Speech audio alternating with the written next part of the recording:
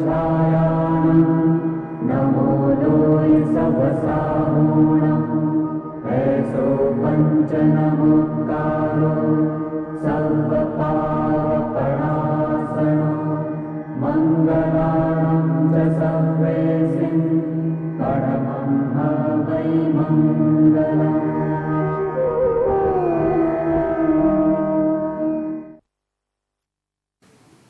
संतप्त मानस शांत हों जिनके गुणों के गान में, वे वर्धमान महान जिन विचरे हमारे ध्यान में। 12 भावनाओं की चर्चा चल रही है, जिसमें धर्म भावना के अंतर्गत गृहस्थ धर्म की चर्चा चल रही है, जिसमें अपन कल तक ब्रह्मचर्य प्रतिमा तक आए थे। जब पूर्ण ब्रह्मचर्य ले लेते हैं तो उसके बाद हमारी और खर्चे बढ़ेंगे और साधन हमें जुटाने पड़ेंगे, और जिनकी अपेक्षा नहीं है ऐसी जिम्मेवारी हमारे माथे पे आएगी, ये बात समाप्त हो जाती है। जो चीज़ अभी है हमारे पास, जितने बच्चे हैं, पत्नी है, तो उतने तक की ही जिम्मेवारी हमारे माथे पर रह जाती है। अब भविष्य में और संतान होने की संभावना नहीं रहती है, शादी करने की संभावना नहीं रहती है, इसलिए हम ये नहीं सोच सकते हैं कि न मालूम भविष्य में हम पर कितने अचानक कौन से खर्चे आ पड़ेंगे, जिसके लिए हमें और अधिक परिग्रह जोड़ने की आवश्यकता है। एक तरीके से वो पड़ाव है कि जिसके ब्रह्मचर्य प्रतिमा लेने के बाद वो आगे बड़ी तेजी से साधु बनने की तैयारी की ओर बढ़ता है, क्योंकि उसने भविष्य में बढ़ने वाले और जो रिश्ते हैं, संबंध हैं, उनको एक तरीके से समाप्त कर दिया है। इसलिए इस ब्रह्मचर्य प्रतिमा के बाद आती है आरंभ त्याग प्रतिमा, 8वीं प्रतिमा। क्या उसने ब्रह्मचर्य ले लिया है तो अब वो इस पोजीशन में आ गया है कि धंधा पानी भी नहीं करे। जो भी उसके पास संपत्ति है, उस संपत्ति से ही वो अपनी आजीविका के कार्य संपन्न कर सकता है, और कदाचित उसे करना भी पड़े तो बहुत शुद्ध सात्विक धंधा, व्यापार अथवा नौकरी, कुछ भी जिसमें बिल्कुल अहिंसक हो, जिसमें किसी प्रकार का बंधन नहीं हो, जिसमें किसी भी प्रकार का झूठ फरेब नहीं हो, अन्याय नहीं हो, अनीति नहीं हो, बिल्कुल शुद्ध सात्विक आजीविका हो। क्योंकि उसके अब खर्चे भी सीमित हो गए हैं, इसलिए वो अपना सीमित आमदनी में खर्च अच्छी तरह से चला सकता है। यदि उसके पास इतनी आमदनी है पुरानी संपत्ति के आधार पर कि जिसके आधार पर वो अपना जीवन आसानी से चला सकता है, तो फिर नया कुछ करने का रह ही नहीं जाता है। ऐसी स्थिति आ जाने से फिर धीरे धीरे वो परिग्रह, आरंभ, व्यापार, धंधा, बिजनेस, इस सारी चीजें की तरफ वो से विरक्त हो जाता है। जैसे कि हमने दूसरी प्रतिमा में ब्रह्मचर्यानुव्रत लिया था, तो ब्रह्मचर्यानुव्रत में संतान वगैरह होने की बात थी ना, तो वो ब्रह्मचर्यानुव्रत के अतिचारों में भी ये बात कही गई थी कि दूसरे के बच्चे बच्चियों के संबंध करने के विकल्प में उलझना, चिंता करना, उसके लिए खोजना, कराना, ये अच्छी बात नहीं है। ये हमारे उस व्रत में दोष देने वाला है। तो वहां तो परविवाहकरण की बात थी दूसरों के, क्योंकि जो अपने बाल बच्चे हैं उनके संबंध तो उन्हें करना ही पड़ेंगे। कौन करेगा, कौन लेगा उसकी जिम्मेवारी? तो परस्त्री सेवन का त्याग था, तो उसमें इतनी मर्यादा आ गई थी कि दूसरे की संतानों की शादी विवाह में भी इन्वॉल्व होने की उसे जरूरत नहीं रही थी। शादी में जाके शामिल होना आध घंटे के लिए अलग बात है, और उसके लिए चिंता करना, लड़का लड़की खोजना, बताना, पूरी तरह से इन्वॉल्व होना अलग बात है। लेकिन अभी ब्रह्मचर्य प्रतिमा के बाद तो अपनी संतान की बात भी नहीं रह गई है क्या? इसलिए जब वहां परविवाहकरण का निषेध था तो यहां यद्यपि ऐसा कोई कथन प्राप्त नहीं होता है, लेकिन यहां अपनी संतान में भी के कार्यों में भी ज्यादा इन्वॉल्वमेंट नहीं होगा। ये बात अलग है, छोटी संतान हो और उसके कुछ करने का कुछ विकल्प आए तो उसकी भी मर्यादा है, और लंबे काल तक वो बात चलने वाली नहीं है। वैसे मैंने जो कल कहा था कि समझदारी की और बुद्धिमानी की बात तो ये है कि हम जब और आगे बढ़ना चाहते हैं, ये आरंभ परिग्रह का परित्याग पूरी तरह से करना चाहते हैं, तो हमको बहुत पहले से ये ब्रह्मचर्य व्रत लेना चाहिए, तो जिससे कि हमारी आवश्यकताएं सीमित हो जाएं और धीरे धीरे हम निवृत्ति लेने में हमें किसी तरह की विघ्न बाधा उपस्थित ना हो। जैसे कि ये भी बताया गया था कि सामायिक शिक्षा व्रत का ही सामायिक प्रतिमा में और फल फूल करके पल्लवित होकर के आगे आता है। प्रोषदो बास ही प्रोषद प्रतिमा में अपने और गरिमा के साथ आता है। ऐसे ये ब्रह्मचर्यानुवृत्ति ही ये ब्रह्मचर्य प्रतिमा में और पूरी तरह से उसका फल हमारे सामने आ जाता है। अब जो परिग्रह परिमाण व्रत था वो उसको हम अपरिग्रह महाव्रत में कैसे बदलें,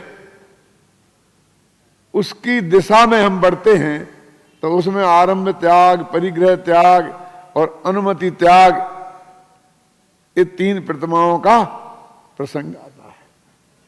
ये तीनों प्रतिमाओं का सामान्य स्वरूप क्या है, जो सबकी समझ में साधारणतया आए, वो मैं स्पष्ट करता हूं कि हमारे जो गृहस्थी के कार्य है ना, उन कार्यों को बोलते हैं हम आरंभ। इसमें दुकानदारी की बात नहीं है, वो धंधे वाले काम को नहीं, उसको तो हमने उद्योग अलग नाम दिया ना, आरंभी हिंसा और उद्योगी हिंसा, ऐसे हमने अलग भेद किए ना। इसलिए आरंभ में क्या चीज है, हम मोटे तौर पर ये समझ सकते हैं कि जो हमारा घर में अभी तक हमारी पारिवारिक परंपरा है, उसके हिसाब से जो महिलाएं काम संभालती हैं वो मोटे तौर से आरंभ है, और जो पुरुष संभालते हैं वो मोटे तौर से उद्योग है। उद्योग में व्यापार वगैरह सब आ सकता है, नौकरी वगैरह सब आ जाएगी। फिर भी धर्म के क्षेत्र में हम ऐसा बंटवारा तो नहीं कर सकते हैं ना। मान लीजिए एक ब्रह्मचारी पुरुष है और उसने अपने पत्नी भी नहीं रखा है, उसका भी साथ नहीं रखा, अथवा नहीं है कि शादी नहीं की, अथवा स्वर्गवास हो गया समझ लीजिए, तो फिर वो आखिर अपनी भोजन की व्यवस्था तो खुद करेगा ना, करना चाहिए जब तक वो गृह त्यागी नहीं हुआ है, जब तक वो क्षुल्लक ऐलक नहीं हुआ है, 11वीं प्रतिमा तक नहीं पहुंचा है, तब तक उसके स्वयं के भोजन आदि की पूरी व्यवस्था की जिम्मेवारी उसके स्वयं की है। और ब्रह्मचर्य का तो अर्थ यही है कि हम किसी का साथ नहीं रखना चाहते हैं, पत्नी का साथ नहीं तो बच्चों का साथ नहीं, तो फिर तो हमें घर त्यागा नहीं है, तो भिक्षावृत्ति संभव नहीं है। तो वो सारी व्यवस्था पैसे की और बाजार से सामग्री लाकर बनाकर खाने की, वो सारी जिम्मेवारी स्वयं की आ जाती है। और चूंकि उसका आहार बहुत पवित्र हो जाता है, ऐसा हो जाता है जैसे मुनियों राजों का ही आहार क्यों ना हो, इसलिए बाजार में कहीं भी जाके खा लेगा ये बात भी बनती नहीं है। तो ऐसी स्थिति में वो सारी जिम्मेवारी उसके माथे पर स्वयं है। इस बारे में आजकल चिंतन जैसे बंद ही हो गया है। क्यों क्योंकि जो लोग जरा से भी धर्म के क्षेत्र में आते हैं, पहली भी प्रतिमा नहीं ली अथवा पहली ले ली, दूसरी ले ली, तीसरी ले ली, उस वक्त से ही वो अपने को साधु समझने लगते हैं। गृहस्थ मानने को उनका मन अपने को तैयार ही नहीं होता है। और वो सारा समाज के जो गृहस्थ श्रावक हैं उन पर डालते हैं और उन्हें उपदेश देना शुरू कर देते हैं कि आप लोगों का ये कर्तव्य है कि हमारी सारी व्यवस्था करें, जबकि वे स्वयं भूल जाते हैं कि वे भी स्वयं एक अभी श्रावक ही हैं, क्योंकि ये 12 व्रत और 11 प्रतिमाएं इस श्रावकों की ही हैं, जबकि उन्होंने घर नहीं छोड़ा है, परिवार नहीं छोड़ा है, परिग्रह नहीं छोड़ा है, रुपया पैसा रखते हैं, मकान जायदाद रखते हैं। ये सारी जब चीजें उनने रखे हैं, आरंभ नहीं छोड़ा है, परिग्रह नहीं छोड़ा है, तो फिर अपनी ये सारी जिम्मेदारी वे दूसरे के माथे पर कैसे मढ़ते सकते हैं। इसमें एक बहुत मर्म की बात है जो गंभीरता से विचार करने की है। इसमें किसी भी बिना पक्षपात के हम सच्चे हृदय से विचार करें कि हमारे जो मुनिराजों का आहार होता है जितना पवित्र, शुद्ध, सात्विक, उतना ही पवित्र आहार एक व्रती गृहस्थ का होता है, होना चाहिए। मैं तो कहता हूं सम्यक दृष्टि गृहस्थ का होता है और होना चाहिए। चौथे गुणस्थान के ऊपर से ही इतना पवित्र आहार गारंटी से होना चाहिए। क्यों? क्योंकि हमारे जो मुनिराज हैं उनकी चर्चा अपन अभी आगे करेंगे, वे उद्दिष्ट आहार के त्यागी होते हैं कि उनके उद्देश्य से बनाया हुआ जो भोजन है वे नहीं लेते हैं।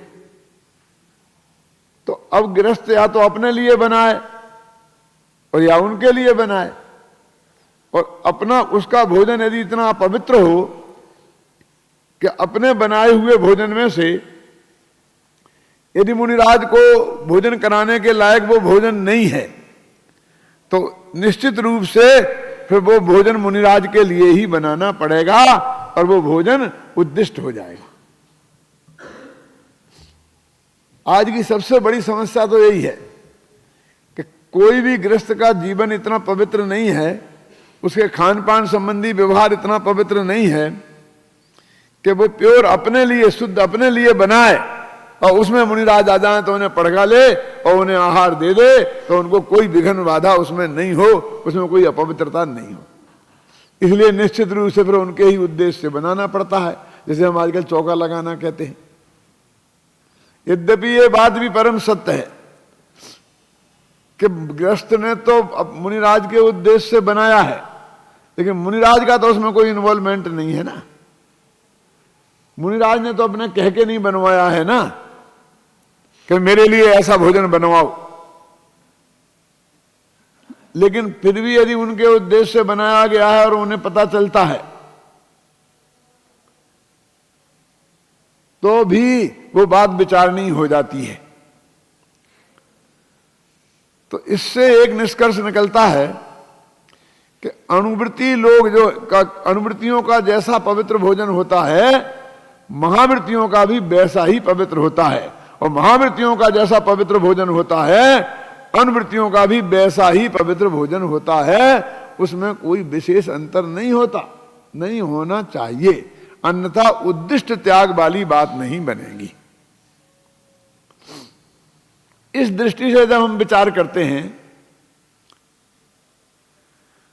तो उनका भोजन इतना पवित्र होना चाहिए, तो इतने पवित्र भोजन की व्यवस्था तो वे स्वयं अपने आप ही करेंगे ना।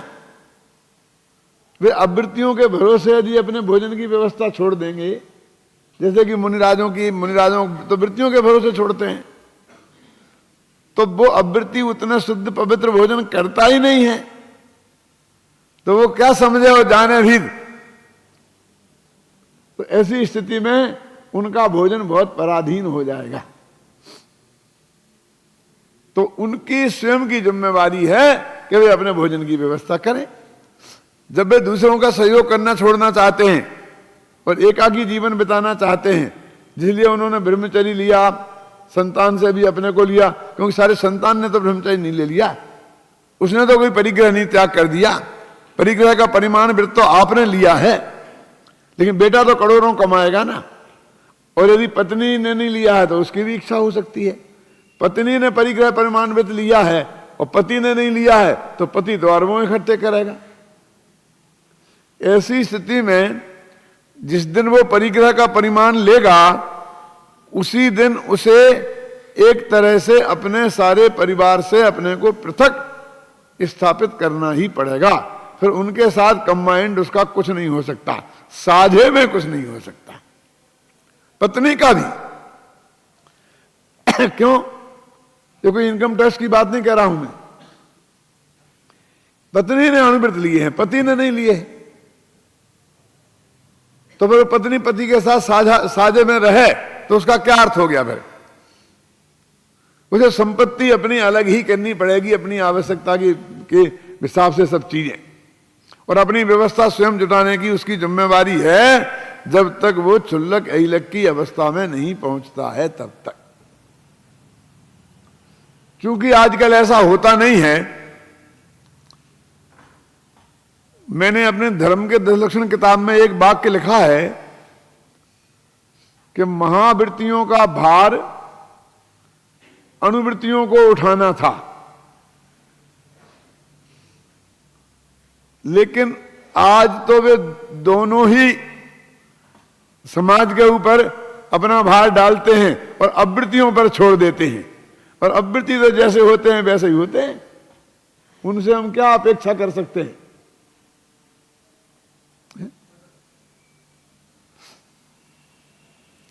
अनुवृत्ति गृहवासी थे और महावृत्ति वनवासी थे। अब दोनों ही न गृहवासी रहे हैं और न वनवासी वनवासी रहे हैं, दोनों एक साथ धर्मशाला वासी हो गए हैं। उनने भी वन छोड़कर धर्मशालाओं में रहना आरंभ कर दिया है।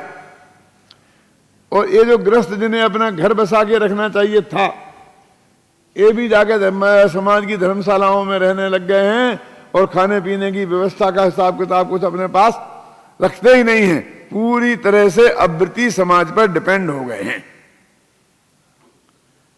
इसलिए शास्त्रों में जिस प्रकार से वर्णन है और उस प्रकार से की जो परिस्थितियां हैं, उनमें बहुत ही विरोधाभास नजर आने लग गया है। यद्यपि पहले भी बसतिकाएं हुआ करती थी और श्रावक लोग, गृहस्थ लोग ही जंगल में एक गुफाओं के रूप में उन्हें बनाते थे। कुछ तो ओरिजिनल गुफाएं होती थी और कुछ बनाई भी जाती थी, और कुछ गुफाएं ओरिजिनल जैसी होती थी, उनको साझा संभाला जाता था कि जिससे वो हमारे साधु संतों के रहने लायक हो जाएं। लेकिन साधने संभालने का अर्थ कदापि नहीं है कि उनमें किवाड़ लगा दिए जाएं और ताले कुंजी की व्यवस्था हो जाए, क्योंकि ऐसा होते ही तो वो परिग्रह हो जाती हैं। और वैसे जो वे नेचुरल हों और गृहस्थों ने थोड़ी बहुत उन्हें संभाल दिया हो, और जिसमें हम आराम कर रहे हैं, साधु आराम कर रहे हैं, वहां कोई दूसरे को आने पर प्रतिबंध नहीं होना चाहिए। रास्ते में राहगीर जा रहे हैं, बरसात आ गई है, वे भी गुफा में आएंगे, किवाड़ लगे होंगे तो कैसे जाएंगे? पशु पक्षी भी आ सकते हैं, उन्हें भी तो ऐसा सहारा कुछ चाहिए ना विषम मौसम में। तो उनमें रहते थे और उनको बसतकाएं बोलते थे, और जो गृहस्थ ही बनाते थे जगह जगह पर, जिन जंगलों में साधु लोग रहते थे उनके आसपास के एरियो में, जिससे हमारे परम पूज्य संत हैं उन्हें किसी प्रकार की कोई ज्यादा तकलीफ ना हो। अब वो धीरे धीरे नगर के पास, और नगर के पास से फिर नगर में, और फिर बीच नगर में आ गई है। तो इन सारी स्थितियों में वो जो ब्रह्मचारी है, सप्तम प्रतिमाधारी, वो भी अपने को एक त्यागी साधु समझने लगा है। यद्यपि वो साधु होने की तैयारी में है, लेकिन अभी तो वो वास्तव में गृहस्थ ही है, क्योंकि ये 11 प्रतिमाएं गृहस्थों की ही हैं। श्रावक धर्म की में ये 11 प्रतिमाएं आती हैं। और 7वीं प्रतिमा की तो बात जाने दो। जैसे कि मैंने कहा कि पहली प्रतिमा ली है और घर छोड़ दिया, और कोई प्रतिमा ली ही नहीं है, बस अगला एक चदरा ओढ़ लिया और अपने को गृह त्यागी साधु घोषित करके मानने लगा और समाज पर रौब गांठने लगा और घर छोड़ दिया और चूल्हा चक्की मिटा दिया। कभी उसे बनाने खाने का तैयारी ही नहीं रखी, घर में बर्तन ही नहीं रखे, कोई चीज ही नहीं रखी, घर ही नहीं रखा, तो फिर क्या होगा उसकी स्थिति। इसलिए ये उनकी समझ में नहीं आता है कि ये इस प्रतिमा का वास्तविक क्या स्वरूप होता है। जब हम ये बात कहते हैं कि वो रोटी बनाएगा तो वो आरंभ में त्याग करे, तो अभी तक उसने आरंभ में त्याग नहीं किया था। वो तो कहता मैंने तो रोटी बनाने का काम पहली प्रतिमा नहीं ली थी उसके पहले से ही छोड़ दिया है। क्यों? ये दर्शन और वृत्त प्रतिमाधारी नहीं है, सामायिक प्रतिमाधारी नहीं है, सम्मा दर्शन का भी कोई ठिकाना नहीं है। सम्मा दर्शन का विषयभूत जो भगवान आत्मा है उसकी कोई खबर नहीं है, उसका नाम सुनते ही गुस्सा आता है। और वो कहता मैंने आरंभ त्याग दिया, अब मैं घर में खाना नहीं बनाऊंगा, मेरा खाना बनाने की जिम्मेवारी दूसरों की है।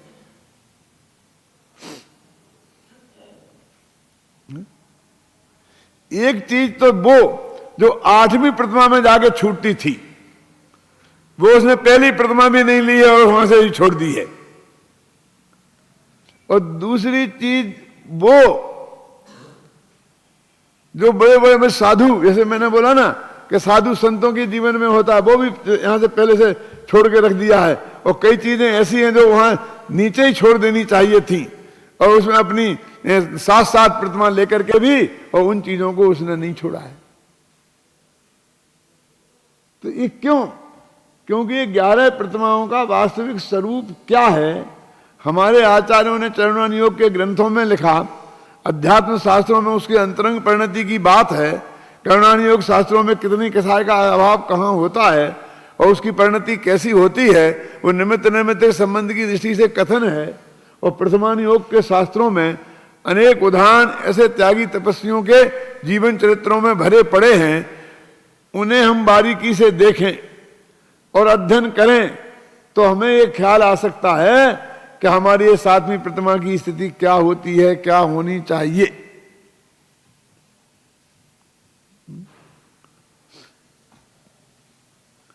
कहां तो ये बात थी